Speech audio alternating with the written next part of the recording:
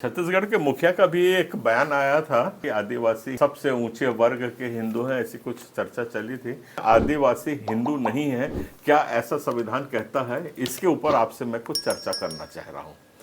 4-5 points मैं आपके जहन में ला रहा हूं। खास तौर से अनुच्छेद 366 में आदिवासियों को अनुसूचित जनजाति का दर्जा दिया है, ना कि हिंदू कहा गया है। हिंदू विवाह अधिनियम 1955, हिंदू उत्तराधिकारी अधिनियम 1956 आदिवासियों पर लागू नहीं होता है, क्योंकि वो हिंदू नहीं है, उनके रीति रिवाज हिंदू धर्म से अलग हैं।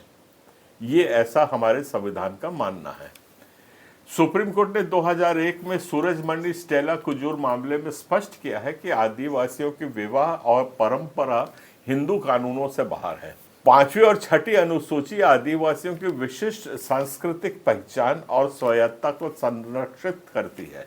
अगर आदिवासी हिंदू होते तो 5वीं और 6वीं अनुसूची को बनाए जाने की जरूरत ही नहीं पड़ती।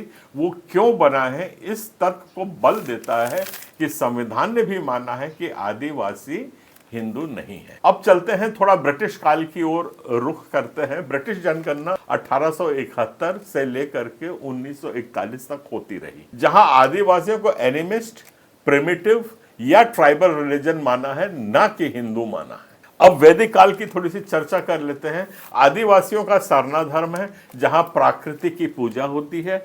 मूर्ति पूजा, देवी देवताओं को स्थान देना वैदिक काल में स्थापित हुआ था, जो मूल निवासियों के यहाँ रहने के कई वर्षों के बाद वैदिक काल भारतवर्ष में स्थापित हुआ था। आदिवासियों के त्योहार सरहुल, कर्मा, विवाह और रीति रिवाज हिंदू धर्म से पूरी तरह से अलग है, ये सब मानते हैं। झारखंड ने 2020 में सारना कोड लागू किया है। हम मांग करते हैं कि उसी तर्ज पे छत्तीसगढ़ सरकार सारना कोड एक्ट लागू करे, जातिगत जनगणना करवाए और आदिवासियों से ही क्यों ना पूछा जाए कि क्या वो हिंदू हैं